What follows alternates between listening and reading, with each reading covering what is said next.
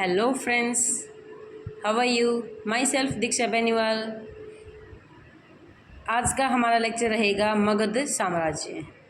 मगध साम्राज्य के हम क्या पढ़ेंगे, कैसे पढ़ेंगे, तो हम देखते हैं।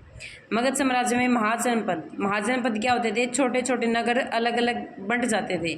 तो उन छोटे छोटे नगरों का बंटना ही क्या कहलाता था? महाजनपद। और आज की भाषा में महाजनपद क्या है? हम डिस्ट्रिक्ट बोल देते हैं, हम जिले बोल देते हैं, वही महाजनपद होते थे उस समय। फिर मगध साम्राज्य का जिक्र अगुत्तर निकाय बौद्ध धर्म में मिलता है। ये अगुत्तर निकाय में मिलता है क्या? मगध साम्राज्य का जिक्र, जो कि बौद्ध धर्म की एक है, आप बोल सकते हो बुक या फिर लेख।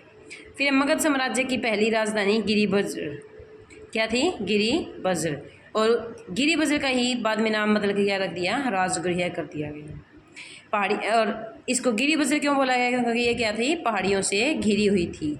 तो पहाड़ियों को गिरी भी बोलते हैं, और वज्र घिरा हुआ तो क्या बोल दिया? गिरिबज्र। अभी देखो, इसका एक ट्रिक है हसीन में। अब हसीन में से क्या हुआ? हसीन में क्या ट्रिक हो सकती है?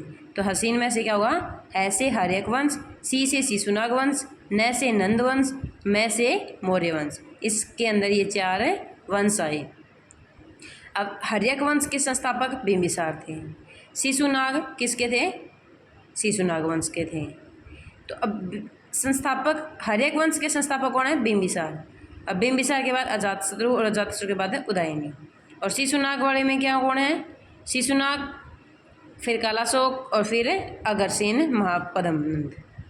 अब नंद वंश और मौर्य वंश। अब देखो, राजगृह से राजधानी का नाम बदलकर पाटलिपुत्र को उदयन ने दे दिया, उदयन ने बनाया।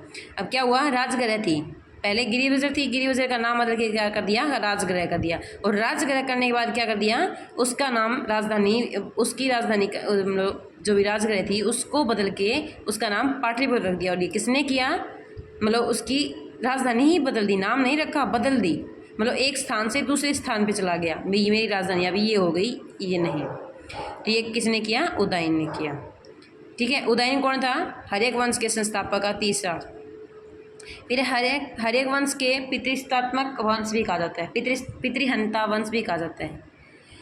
हर्यवंश को पितृहंता वंश भी कहा जाता है। अब फिर है शिशुनाग वंश। शिशुनाग वंश संस्थापक कौन है? शिशुनाग। राजधानी कौन सी बनाई? वैशाली। क्या बनाई थी राजधानी? वैशाली। कालाशोक, कालाशोक के बाद कालाशोक क्या था? एक नाई, अगरसेन ने कालाशोक को मार दिया। अब इसका क्या था? एक नाई था अगरसेन, अगरसेन ने क्या कर दिया? एक कालाशोक को मार दिया। राजधानी किसको बनाई? पाटलिपुत्र को। किसने बनाई? कालाशोक ने। देखो, शिशुनाग आया, शिशुनाग ने क्या किया? पाटलिपुत्र से राजधानी वैशाली को बना लिया।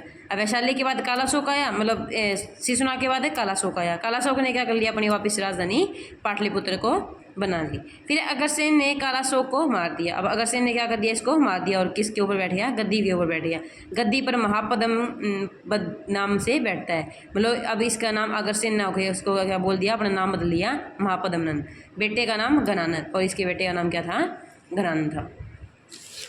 तो हम देखते हैं हमारा नेक्स्ट। फिर है सिकंदर का आक्रमण। इसी के समय क्या हो गया था? एक सिकंदर का आक्रमण हो गया था। मैसेडोनिया का शासक था, जो कहाँ का था? मैसेडोनिया का। फिर है 326 BC में निकल पड़ा विश्व विजेता बनने के लिए। सिकंदर के भूत चढ़ेगा कि मेरे को तो वही विश्व विजेता बनना है। अब विश्व विजेता कैसे बनेगा? घर पे बैठा बैठा तो बनेगा नहीं। ये बाहर निकला और सारी अपनी सेना लेके निकला। जैसे जैसे चलता गया, जैसे जैसे मारता गया, मतलब कब्जा करता गया, तो ऐसे ऐसे करके ये क्या करना चाहता था? विश्व विजेता बनना चाहता था। फिर उसके बाद आता है भारत में राजा पोरस। पंजाब में किससे सामना हुआ? राजा पोरस से सामना हुआ इसका। अब इसको सिकंदर व राजा पोरस के बीच जो युद्ध हुआ उसको हम हाइडेस्पीस के नाम से भी जानते हैं। हाइडेस्पीस का युद्ध, झेलम का युद्ध के नाम से भी जानते हैं। और वीतस्ता का, वीतस्ता किसका पुराना नाम था? रावी नदी का। वीतस्ता का युद्ध भी, सॉरी रावी का नहीं, झेलम का। तो वीतस्ता का युद्ध भी बोला जाता है। सिकंदर के दो सेनापति थे, दो सेनापति, एक सेल्यूकस था और एक नियकिस था। अब सेल्यूकस क्या था? देखो, से स्थानीय और से सेल्यूकस। तो सेल्यूकस स्थानीय सेनापति था, स्थलीय। स्थानीय मतलब स्थान पे चलने वाला, स्थल पे चलने वाला, ये क्या था? सेनापति था। और नियकिस जलीय, मतलब ये क्या था? जल से, जल के अंदर जो भी सेनापति थे, मतलब इसको रास्ता बताने वाला या फिर कुछ भी मान लो, तो वो कौन थे? नियकिस थे। फिर व्यास नदी आने पर सिकंदर की सेना आगे बढ़ने से मना कर देती है।